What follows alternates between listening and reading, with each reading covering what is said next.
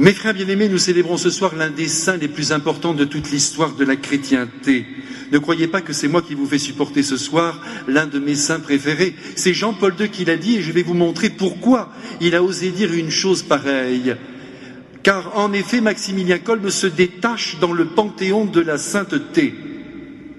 Vous savez que dans les premiers jours du mois d'août 1941, à Auschwitz, alors que l'horreur battait son plein, un événement tout à fait incroyable s'est déroulé, puisque un déporté a réussi à s'échapper du camp. On l'a retrouvé après la guerre. C'était un certain Klaus, un pâtissier de Varsovie. Les nazis avaient prévenu que si l'un d'entre eux s'échappait, 10 du même bloc seraient condamnés à mourir de faim. Et c'est ainsi qu'au tout début du mois d'août, sur le grand terre-plein d'Auschwitz, et vous avez sans doute devant les yeux ce lieu infâme, tous les habitants de ce bloc, déjà décharnés avec leur habit de déportés, ont été placés en plein soleil. Le commandant est passé dans les rangs, il en a désigné 10, et les uns et les autres sortaient, chacun avec son combat entre les dents, car il y avait là des prisonniers politiques. Les uns criaient « Vive la Pologne, je meurs pour mon pays !» Mais il y eut un homme qui était là, qui était effrayé par le sort qui l'attendait. C'était le sergent François Gadjonitsek. Il était marié, il avait des enfants, et il s'était crié « Ma pauvre femme, mes enfants, que vont-ils devenir ?» Et c'est à ce moment-là que le père Kolbe, qui faisait partie de ce bloc, mais qui n'avait pas été désigné, est sorti des rangs et s'est pointé devant le commandant du camp.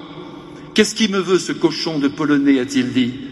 Le père Kolbe a répliqué « Je suis prêtre catholique, je veux mourir à la place de cet homme. » Le commandant aurait très bien pu ajouter « Eh bien, tu feras le 11e. » Mais non, il a permis que le père Kolbe remplace ce jeune père de famille. Et c'est ainsi, mes frères, que le père Kolbe, et ce que je vous dis là, c'est Jean-Paul II qui l'a affirmé, a posé un geste analogue à celui du Christ.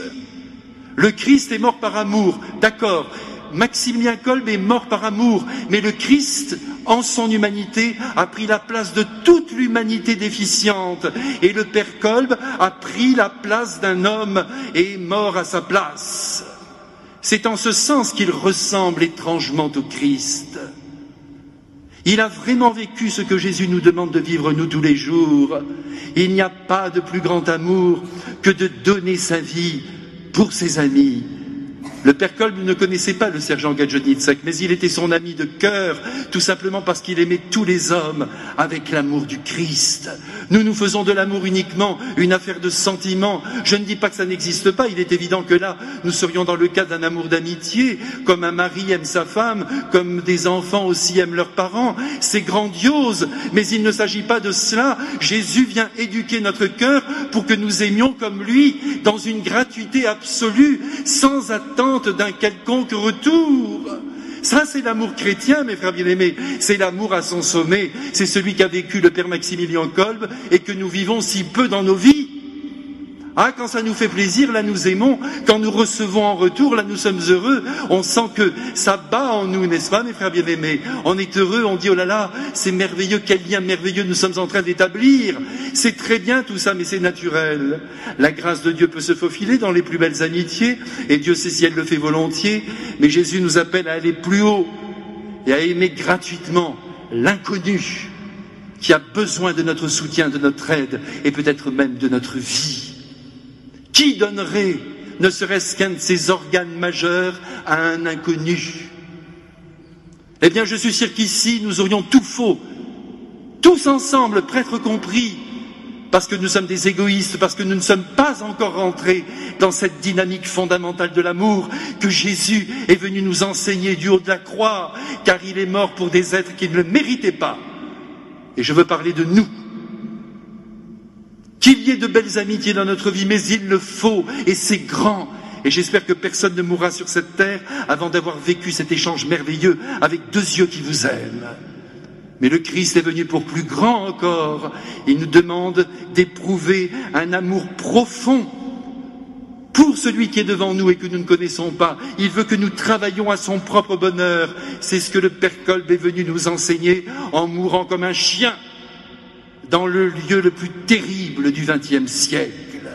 Il est notre exemple, nous devons l'admirer par-dessus tout, comme nous admirons le Christ. Et il faut absolument que nous aussi nous entrions dans cette dynamique. Et vous savez pourquoi Maximilien était capable d'aimer dans cette couleur de folie? Eh bien, je vais vous le dire pourquoi. Parce qu'il vivait une intimité d'amour avec la Sainte Vierge. Et qu'il a passé sa vie, vous le savez, à la regarder, à la contempler, à la prier, à déceler son mystère personnel. Il disait toujours, si tu veux savoir quelque chose sur l'Immaculée, ne va pas lire des livres. Mets-toi à genoux et demande-lui, qui es-tu, Immaculée? Et elle te le dira. Et à force de l'aimer, évidemment, de la voir vivre dans le Saint-Évangile, de repérer les paroles aussi que Marie nous a laissées, car vous savez que dans l'Évangile, il y a 7 paroles de Marie. Et s'il y en a 7, c'est parce qu'il y a un grand mystère, pas une de plus. Ces 7 paroles disent tout son mystère. Eh bien, le Père Kolb va passer sa vie à l'aimer, à l'admirer, à l'aduler, à la vénérer, et à essayer de comprendre qui elle était. Et soudainement, il a compris qu'il y avait un lien tout à fait unique, et c'est là qu'il apporte quelque chose de grand à toute l'Église. Il a compris qu'il y avait un lien tout à fait unique entre Marie et le Saint-Esprit. Or, vous savez que toute la vie chrétienne, mes frères, consiste à vivre sous le souffle de l'Esprit Saint. C'est ça notre vie. L'Esprit Saint nous est donné pour nous éclairer, pour nous illuminer. Notre affaire religieuse n'est pas qu'une affaire de devoir. Nous devons écouter la voix de Dieu qui résonne en nous, car elle peut résonner depuis le jour béni de notre baptême où nous avons reçu la grâce de Dieu. Le Saint-Esprit est en nous et c'est à nous de l'appeler. Et le Père Kolb a compris qu'il y avait un lien unique entre Marie et le Saint-Esprit, et que si nous voulions vivre du Saint-Esprit, il fallait qu'on vive avec Marie. Voilà tout ce qu'il nous laisse, et c'est très grand. Le Père Kolb va même jusqu'à dire, et je suis heureux de citer encore ce texte qui a été si mal compris, le Père Kolb a dit, il est évident que le Saint-Esprit ne s'est pas incarné. Il n'y a que le Verbe de Dieu, la deuxième personne de la Très Sainte Trinité, qui a pris chair dans le sein de Marie. Mais, ajoute-t-il, comme Marie n'a rien fait en dehors du Saint-Esprit, et qu'elle possède la plénitude du Saint-Esprit, si le Saint-Esprit s'était incarné, eh bien ça aurait donné Marie.